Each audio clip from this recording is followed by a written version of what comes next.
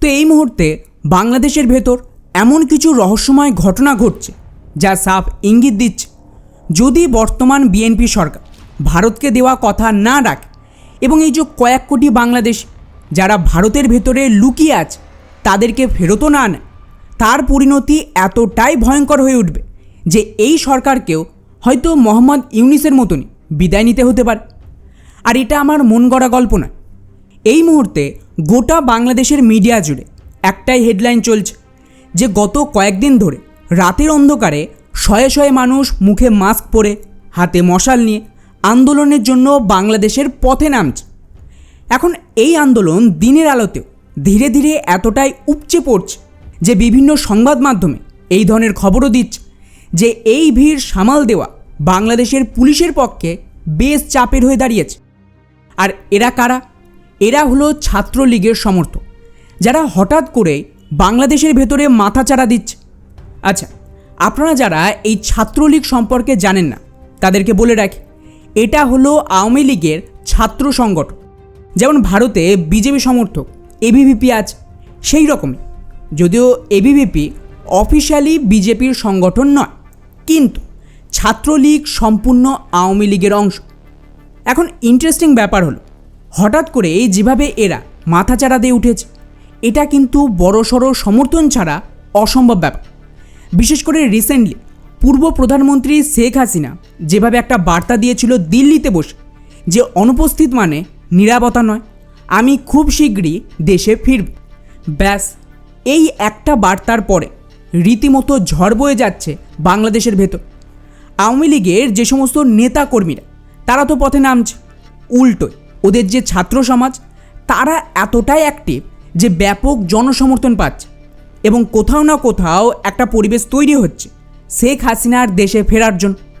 এখন আপনারা বলবেন যে ঠিক আছে, এটা তো নর্মাল ঘটনা, ওরা একটা পলিটিক্যাল পার্টি, ওরা নিজের দেশে আন্দোলন করছে, এর সাথে ভারতে থাকা অবৈধ বাংলাদেশিদের ফেরত নেওয়ার কী সম্পর্ক?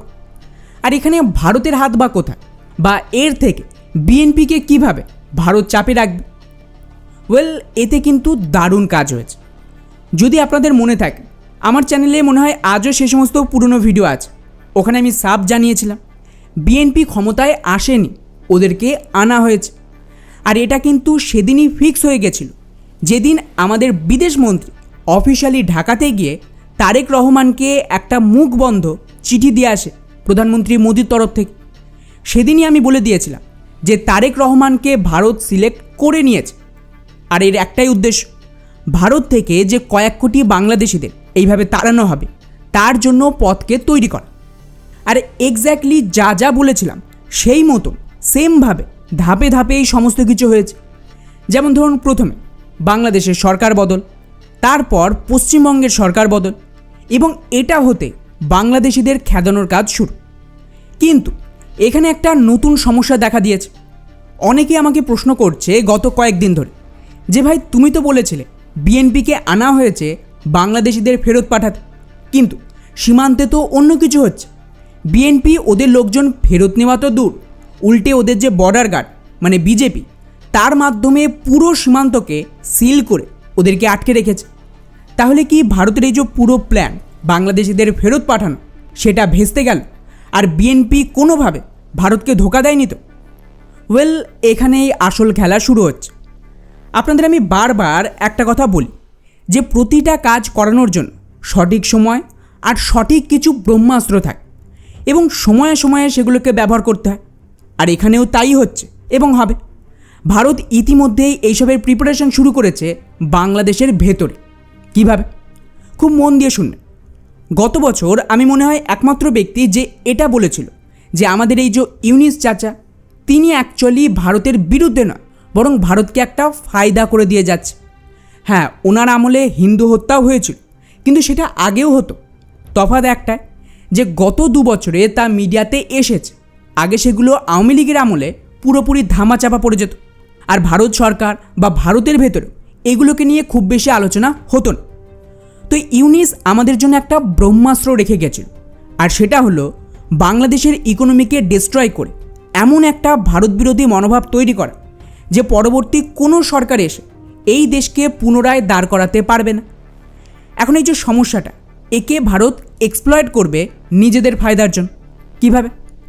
প্রথমত, যদি দেশের অর্থব্যবস্থা ঠিক না হয় তাহলে কিন্তু দেশের লোকজন সরকারের বিরুদ্ধে যাবে, আর তখন সরকার বিরোধী কাজের জন্য অন্য যে অল্টারনেটিভ পার্টি আছে তাকে মজবুত করে।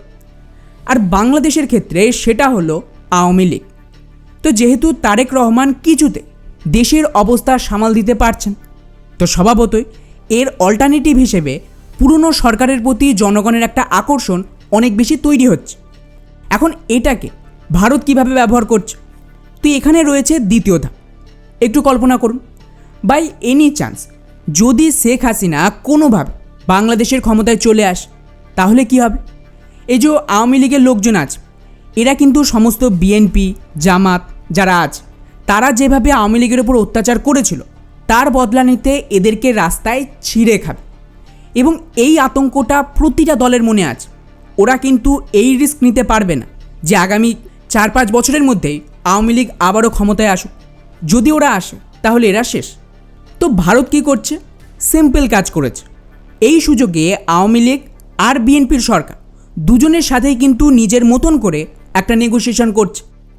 এখন যদি বিএনপি ভারতকে দেওয়া কথার খেলাপ করতে চায় যে আমরা তো বাংলাদেশিদের ফেরত নেব না, তাহলে আমাদের কাছে অল্টারনেটিভ রাস্তা হলো পুরনো আওয়ামী লীগকে সাপোর্ট দেওয়া আর ফান্ডিং দেওয়া। মাথায় রাখবেন, ভারতই কিন্তু হাসিনার ওপর থেকে সাপোর্ট তুলে নেয়। তো বাধ্য হয়ে হাসিনা দেশ ছেড়ে ভারতে আসে। তো পুনরায় যদি ভারতের সাপোর্ট আওয়ামী লীগ পায়, ফান্ডিং পায়, এমন একটা সময়ে যখন আবার ওদের দেশে ইকোনমিক ক্রাইসিস চলছে এবং লোকজন আরেকটা অল্টারনেটিভ খুঁজছে, তাহলে কিন্তু আওয়ামী লীগকে ঠেকানো অনেক বেশি মুশকিল হবে এই বিএনপি আর জামাতের জন্য। তো এই ভয়টাকে কাজে লাগে ভারত ধীরে ধীরে বিএনপির সাথে একটা সমঝোতায় আসতে পারবে যে ওরা ওপর যেটুকু বিরোধ করার করুক, জনগণকে শান্ত রাখতে একটু বিরোধ দেখাতেই হবে ভারতের বিরুদ্ধে, কিন্তু সাথে কিছু কিছু বাংলাদেশিদের ফেরতও নিতে হবে। এতে দুটো ফায়দা। মনে করুন যে যেরকম এখন বাংলাদেশের মিডিয়ায় দেখাচ্ছে যে বিজেপি পুশব্যাক থামিয়ে দিয়েছে, এই সমস্ত কয়েকটা জায়গার খবর, কিন্তু দুই দেশের যে সীমান্ত সেটা যদি দেখেন সেটা কিন্তু বিরাট বড়। আর প্রতিটা ইঞ্চিতে ইঞ্চিতে কী হচ্ছে তার খবর কি কারোর কাছে আছে? না। আর মজার ব্যাপার হলো অস্বাভাবিকভাবে ভারতের সরকার এইসবের বিরোধিতা করেনি যে বাংলাদেশ কেন এদের ফেরত নিচ্ছে না।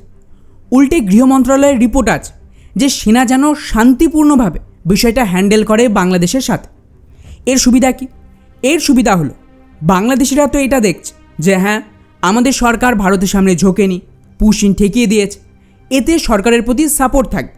উল্টো দিকে বাকি জায়গায় খুব সহজেই এই বাংলাদেশিরা চুপচাপ দেশে ঢুকে পড়ছে ডেইলি বেসিসে, সেগুলো কিন্তু মিডিয়াতে আসে না। এতে ভারতের কাজও হয়ে গেল আর বিএনপির মুখ রক্ষাও হলো। আচ্ছা, এই কাজটা কন্টিনিউয়াসলি করিয়ে যাওয়ার জন্য জরুরি হলো বাংলাদেশের সরকারের ওপর ক্রমাগত চাপ রাখতে হবে। আর এটাতেই কাজে আসবে এই আওয়ামী লীগ। ধীরে ধীরে আওয়ামী লীগের লোকজন ডেফিনেটলি হাসিনার কাছ থেকে ইঙ্গিত পেয়ে নিজেদের শক্তি বাংলাদেশের ভেতরে বাড়াচ্ছে, যেটা এখন চোখে পড়ছে। আর হাসিনা শক্তি কোথা থেকে পাবে? ডেফিনেটলি দিল্লি থেকে। কিছু নেগোসিয়েশন এখানে দুপক্ষের মধ্যে হয়েছে আর দুপক্ষই রাজি হয়েছে। হয়তো ভারত শেখ হাসিনা আর আওয়ামী লীগকে ডিপ্লোম্যাটিক সাপোর্ট আর ফাইন্যান্সিয়াল সাপোর্ট দেবে। তার ভিত্তিতেই প্রিপারেশন চলছে আওয়ামী লীগকে পুনর্গঠনের এবং হাসিনার একটা পলিটিক্যাল গ্রাউন্ড আবারও বাংলাদেশে তৈরি। ফলে এই মুহূর্তে ভারতকে ব্যালেন্স করেই চলতে হবে। হ্যাঁ, মিডিয়াতে ন্যারেটিভ এটাই থাকবে যে ভারত বাংলাদেশিদের ফেরত পাঠাতে পারছে না, কিন্তু আসলে আমাদের গৃহমন্ত্রী যেমনটা বলেছেন যে ডেইলি 10,000 লোক তো পালাচ্ছে, তাহলে তারা পালাচ্ছে কোথা দিয়ে? নিশ্চয়ই তার জন্য সীমান্তের অন্যান্য এলাকা ব্যবহার হচ্ছে। আর পুরো বাংলাদেশের নজর, ওদের মিডিয়ার নজর 2 থেকে 3টে এলাকার ওপরেই রাখা হচ্ছে। আর ওখানে খুব বেশি কিন্তু লোকজন নেই। নিউজগুলো গিয়ে খুঁজে দেখেন, 10 জন, 15 জন, 20 জন এই রকম সংখ্যা দেখাচ্ছে। আমি একটা সিঙ্গেল খবর খুঁজে পেলাম না যেখানে ভারত বা বাংলাদেশের মিডিয়া রিপোর্ট করেছে যে 10,000, 20,000 মানুষের ভিড় কোনো একটা জায়গায় রয়েছে। তাহলে এই যে 10-20 হাজার লোক পালাচ্ছে, এরা কোথা দিয়ে পালাচ্ছে? এই প্রশ্নটা কিন্তু কেউ করেন। তো এটাই পলিটিক্যাল গেম, যাকে আমি হাতির দাঁত বলি। খাওয়ার জন্য আলাদা, দেখানোর জন্য আলাদা। মিডিয়া ব্যস্ত এই 10-15 জনকে নিয়ে, ওদিকে বাকিরা অন্য রাস্তা দিয়ে বাংলাদেশের ভেতরে ঢুকছে। তো পরিস্থিতি যেভাবে যেভাবে এগোবে সেভাবেই বাংলাদেশের ভেতর পলিটিক্যাল পরিস্থিতিও তৈরি হবে। বিএনপি এইভাবেই কাজ করতে থাকে আর বাংলাদেশিদের ঢোকার সুযোগ করে দিলে আগামী বছর 5 আওয়ামী লীগ ঢুকবে না, এটা আমি লিখে দিতেও রাজি। কিন্তু যখনই ওরা গণ্ডগোল করবে, আওয়ামী লীগকে ভারত আরও শক্তিশালী করবে। কারণ এমনিতেও সমস্ত বাংলাদেশি ফেরত যাওয়ার পর যে ডি-র্যাডিক্যালাইজেশন করতে হবে, সেখানে এদের পুনরায় জেহাদি মানসিকতা শেষ করতে আওয়ামী লীগের দরকার পড়বে। তো ভারত নিজেদের অ্যাসেটসকে এত সহজে নষ্ট করবেন, প্রত্যেকেই নিজস্ব কাজ করে বেরিয়ে যাবে, যেমন ইউনিস করলো, এখন বিএনপি করছে। তাই চিন্তার কিছু নেই, বাংলাদেশিরা লুকিয়ে ভারতে এসেছিল, লুকিয়েই দেশে ফিরছে। কিভাবে ফিরছে এটা দেখে আমার বা আপনার কী কাজ? এরা দেশ ছাড়ুক, এটাই হলো মূল কথা।